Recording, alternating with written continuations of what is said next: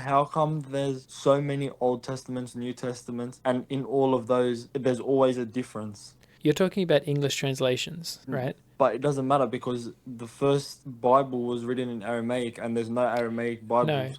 the first Bible was not written in Aramaic. It was Hebrew for the Old Testament, only tiny portions in Aramaic, but vast majority of the Old Testament is in Hebrew. Yeah, but And the there's New none Testament is anymore. in Koine Greek. But we have still got manuscript copies of the Bible in Hebrew, Greek, and even the portions in Aramaic. We've Yes, still but got it in Aramaic today. there's still so many different messages in the Bible There that are actually isn't. different to the Old Can I ask Testament. you, have you read the whole Bible?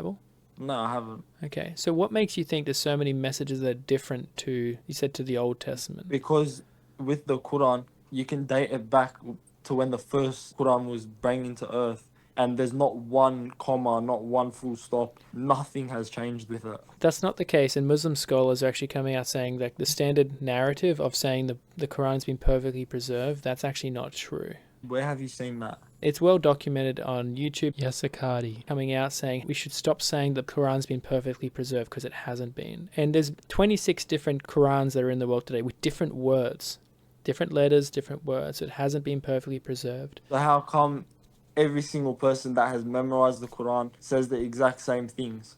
Because you're using the 1924 Cairo edition, the standardized version that happened in the But early there's no New 1920s. Testament, no Old Testament in the Quran. It's one book. I understand, but we see that Uthman, do you remember the Caliph Uthman, the third Caliph? Yeah. The third Caliph, in his day, he saw that there were many Qurans in his day, and he said, this is getting confusing. And so he decided to collect all the Quranic materials, all the different copies, and decided to pick one that he thought would be the one he wanted to standardize, and then he burnt all the other Qurans that disagreed with it.